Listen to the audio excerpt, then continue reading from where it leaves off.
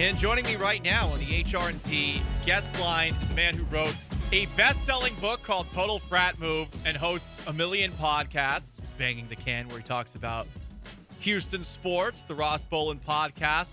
Fun conversations on that one, plus a great TV show podcast, Oysters, Clams, and Cockles. The one and only Ross Bolen. Ross, thanks so much for joining me today, man.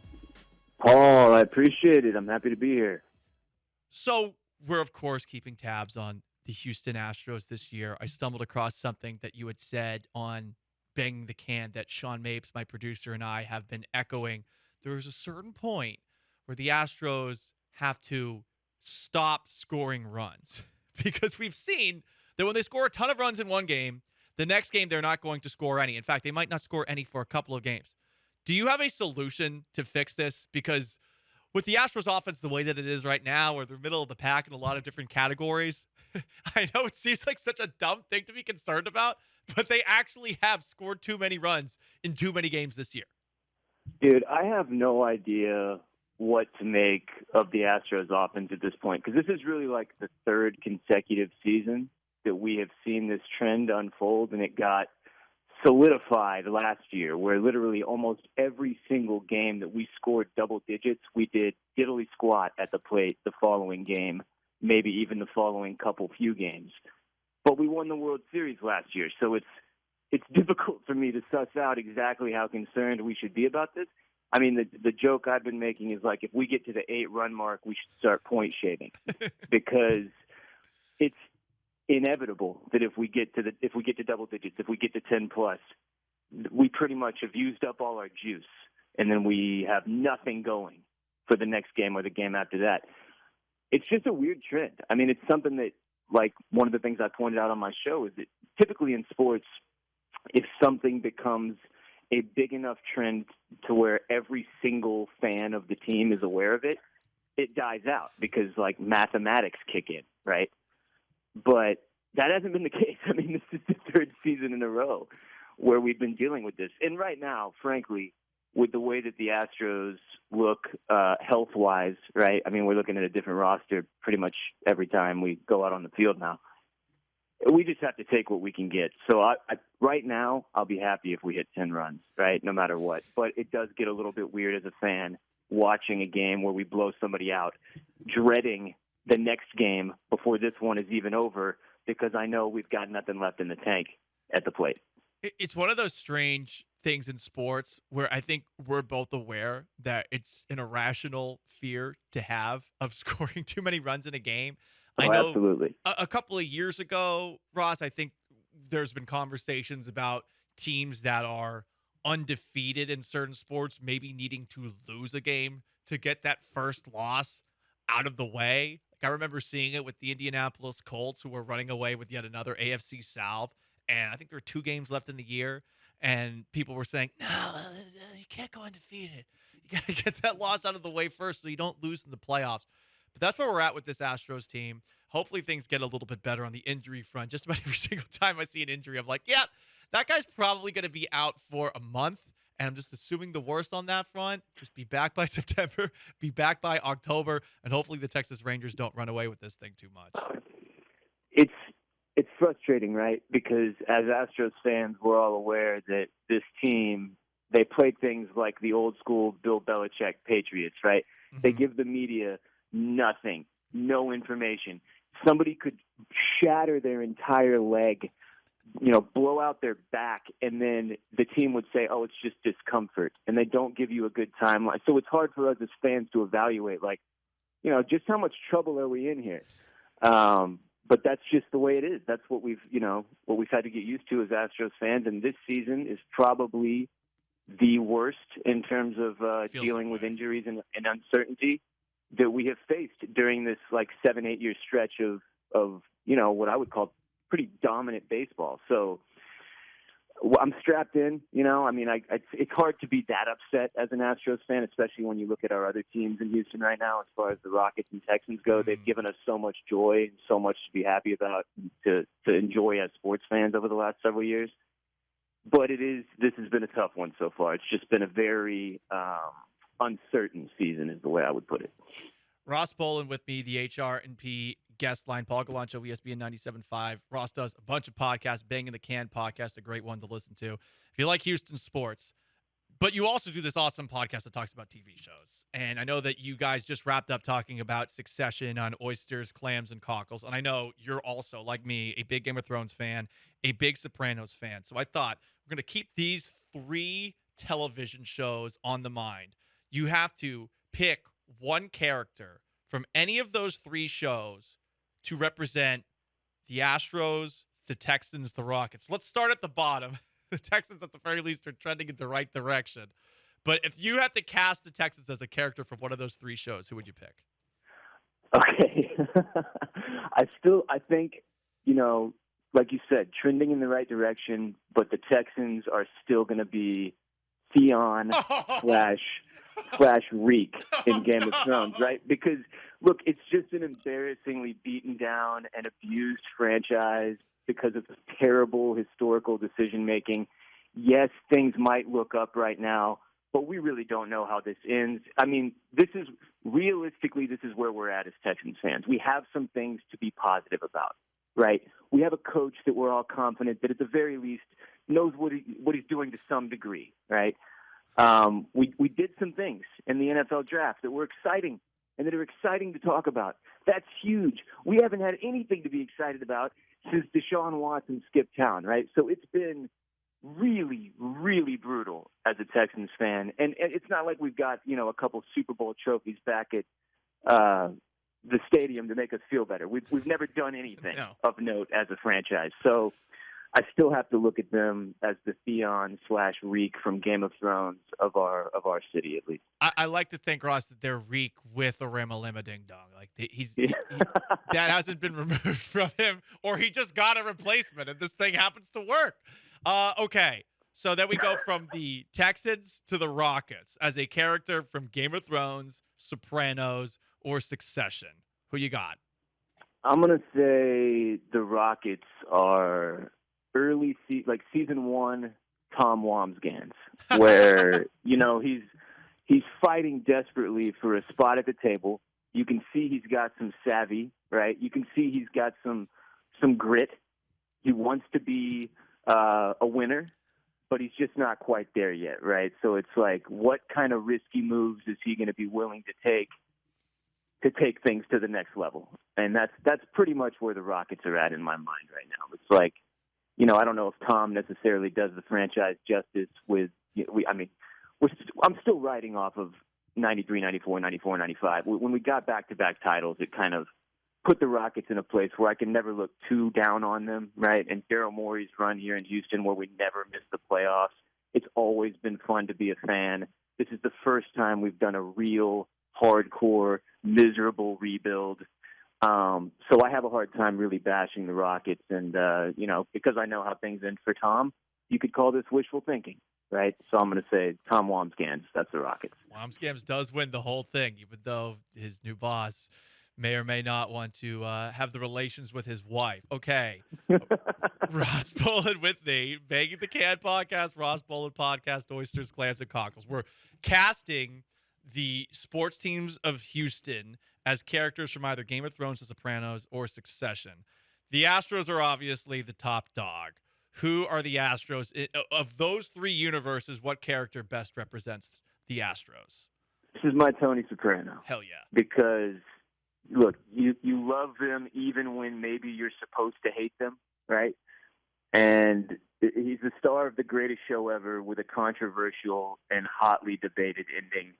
And I think that's kind of always the way the Astros will feel, no matter what happens, right? Because of 2017 and the controversy surrounding it, we entered this tier of sports that very few teams are in, right? Like, historically, Patriots, Yankees, like those are the 2 biggest ones where they have undeniable success, undeniable greatness. But if you are not a fan of that team, you absolutely hate them. Right. So with Tony, I mean, he's a weird character where when you're watching The Sopranos, you find yourself rooting for Tony. You find yourself identifying with Tony, really liking Tony, even loving Tony. But then there are these moments on the show that are undeniable that Tony is not a great guy. He's he's not a very good role model. He's not a very good father. He's not a very good husband. He has these flaws, these fatal flaws that make him sort of an anti-hero. And that's the spot that the Astros are probably permanently in. I mean, it'll take at least 20 years before people don't look at us the way that they look at us right now. Well, when you see the team travel on the road, we're still getting booed in every single city, even teams that you wouldn't think cared that much because they've been irrelevant for so long. That's the thing that their fans get out of going to the game where they play the Astros. Is, well, at least we'll have somebody we can definitively hate and boo.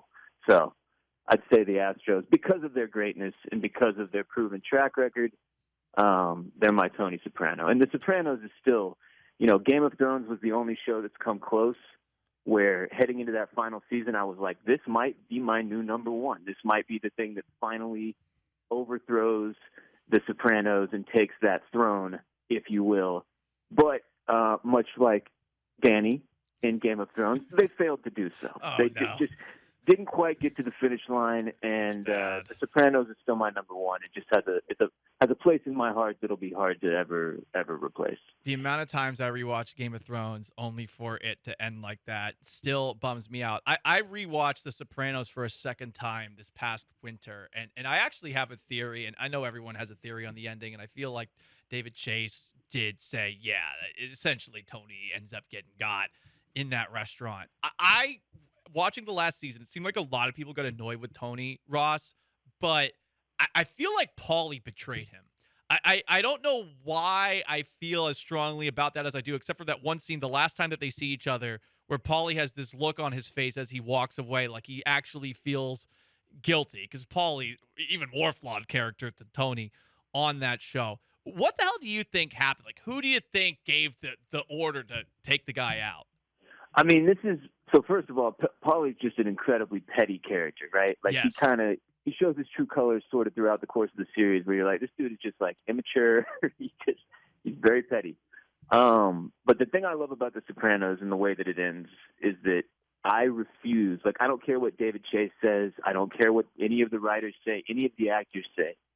The way that this works for me, and it's a little cheesy, but like, look, you can only go off of what they put on the screen.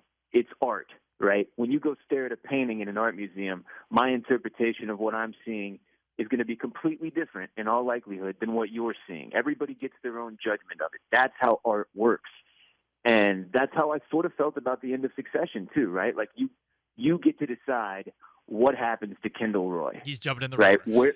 Where does his story go from here, right? Does he jump? Right?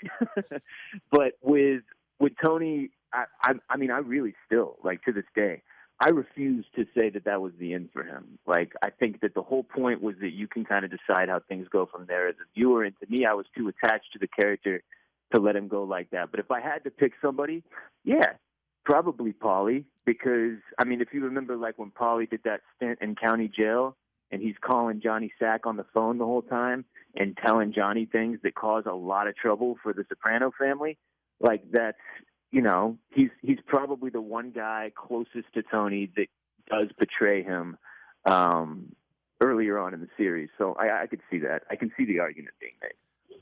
One last question. Ross Bolen, all sorts of podcasts, Banging the Can, Talking Houston Sports, the Ross Bolen podcast, Oysters, Clams, and Cockles. And I know you guys are watching Silo on Apple TV, which I actually want to get into too. I'm glad you picked that one. Last question, and I know we've disagreed with this a couple of times online, but like politely. You got to help me figure out a way to embrace a return to James Harden. I feel like it's inevitable, and Ross, I can't. I just can't. I just hate. Dude, I understand.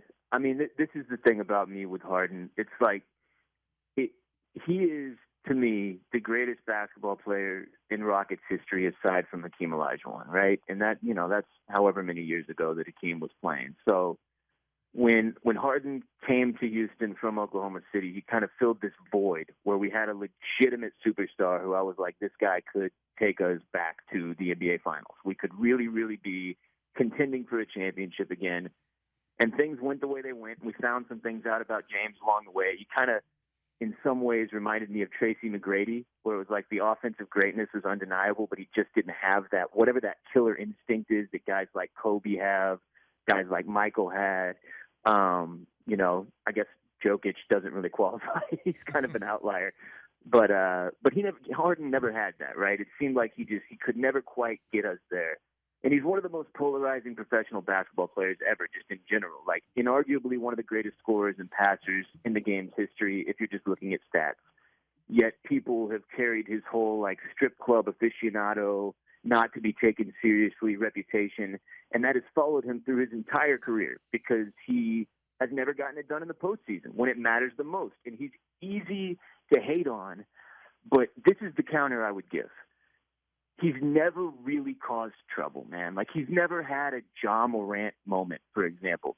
He did force his way out, but only after things completely fell apart, and it was clearly time to turn the page in Houston, and it was a new era, and there needed to be a rebuild, and Morey was out. We had a new owner in Tillman Fertitta.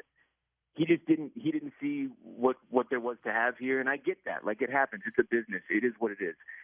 I've always liked Harden's persona off the court. I like that he's able to go out and have a good time, that he also realizes he's a superstar who has more, sway than the other players on the team, and sometimes he maybe abuses that a little bit.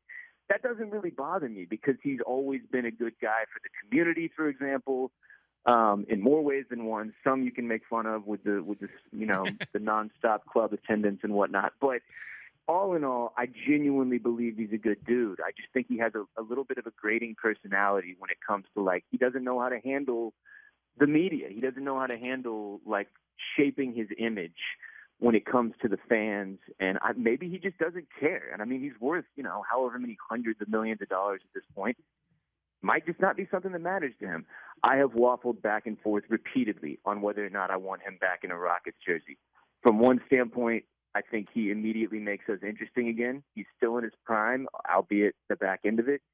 He will make the team more fun and more relevant and get us more national TV games and more things to talk about in the media and on radio and on podcasts, all of which are huge wins for me and for you. But that being said, having watched the rebuild for 3 years now, is that the guy I would pick to come in and teach up, Jalen Green and Jabari Smith Jr. and Kevin Porter Jr.? Like, no. It's definitely not, because like I said earlier, I just don't think he has that it factor in terms of leadership, and so it's really hard. Like, I'm in a place right now where I'm no longer willing to convince people to get on board with this, because I'm kind of just resigned to the fact that whatever happens is going to happen. But if you need some level of reassurance, like, the more I watch this go back and forth in the media, the less confident I am it's actually going to happen. I don't think we end up with Harden when it's all said and done. I feel like it's going to come down to what Ime Udoka wants. And if I'm Ime Udoka, a first-year coach, brand new situation that you really want to work out with a bunch of young talent that you have the chance to shape, I'm not taking this risk. I wouldn't do it, and I don't believe they will do it unless he signs off on it. So I'm going to say it's like a 30% chance at best right now. That's just my read on it from, like, all of the generic rumors and buzz that we've seen and kind of the ups and downs of that whole wave over the last few months. So I can't do anything for you is what I'm saying. He is Ross Bolen. I appreciate you almost trying to do it. Ross, you could catch his work, whether it's in written form, Total Frat Move, you're a best-selling author, Jesus. And on top of that, you got 3 podcasts, Banging the Can, Ross Bolen Podcast, Oysters, Clams, and Cockles. Ross, thanks so much for your time. Let's do it again. I appreciate it. Thanks, Paul.